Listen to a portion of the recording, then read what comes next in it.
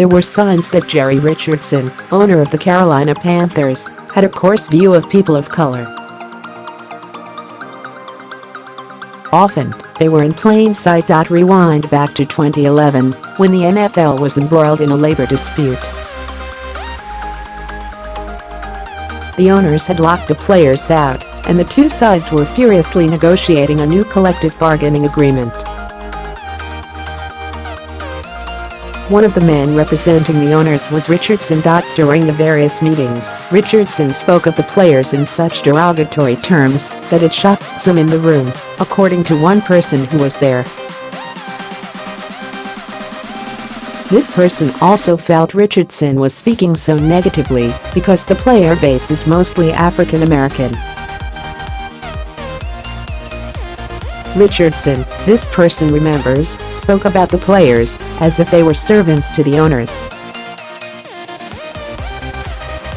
Some in the room came to give Richardson a nickname, Foghorn Leghorn, the blustery Looney Tunes cartoon character with a southern accent.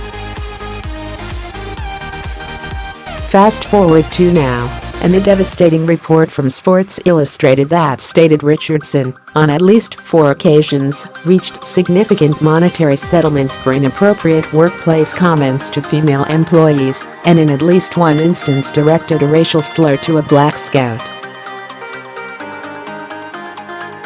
The NFL is investigating, and the Panthers have announced that Richardson will sell the team.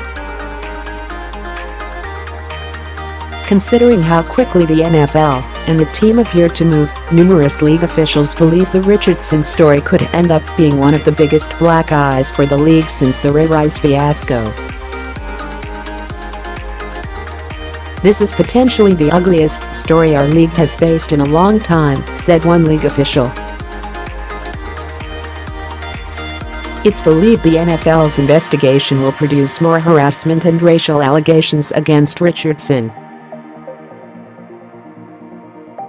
And it could uncover other workplace violations and racial issues among other franchises. One team executive told the Richardson case could open football's Pandora's box. Indeed, there is some genuine panic across the NFL over workplace harassment. While the league has guidelines under its personal conduct policy to deal with workplace harassment and discrimination for its employees, this Panthers case doesn't involve some mid-level front office executive. This is an owner.And. It's unclear whether the NFL is equipped to deal with allegations against one of its primary members. The league will maintain that NFL Commissioner Roger Goodell has the authority to discipline an owner. But history has shown the commissioner and the league office haven't been exactly adept at the whole discipline thing.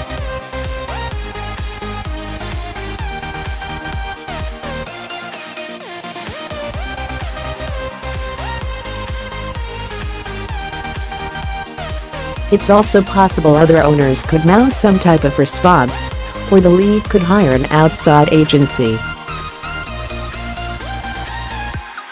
Or if Richardson were part of a larger ownership group, the other partners could discipline him.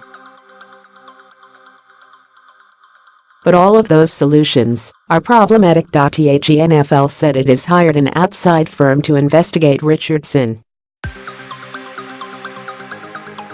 But the league used one with Brady and came up with more probable than not.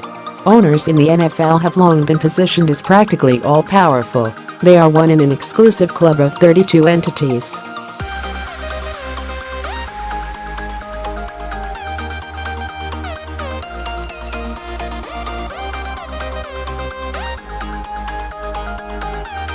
All of this reminds me of a story former Raiders CEO Amy Trask, full disclosure, a friend, tells in her book, which I edited, You Negotiate Like a Girl, Reflections on a Career in the National Football League.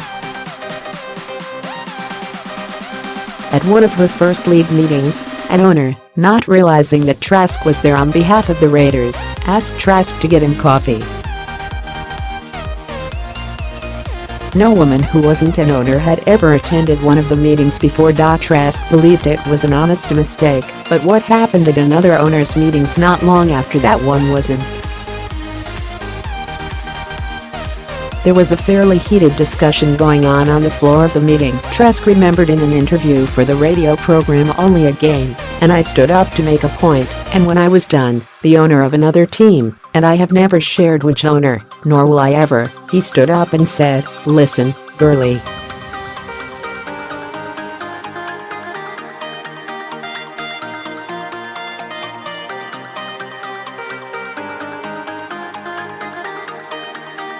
Many women and men I respect have said to me that I should have chastised him for that. Well, you know what? I know that I would rather be yelled at, scolded, hollered at than I would be ignored or dismissed with laughter. And frankly, I think laughing at him was far more effective than any speech I could have made. It worked. The owner sat down, embarrassed. Of course, not every woman in the NFL is a high-ranking front office executive, as Trask was. Nor will every owner stand down. And while it may not be too hard to laugh off a belittling comment from a rival, when the person asking you for foot massages or brushing against you, as Richardson is alleged to have done, is the one signing your paycheck, making an effective response can become complicated.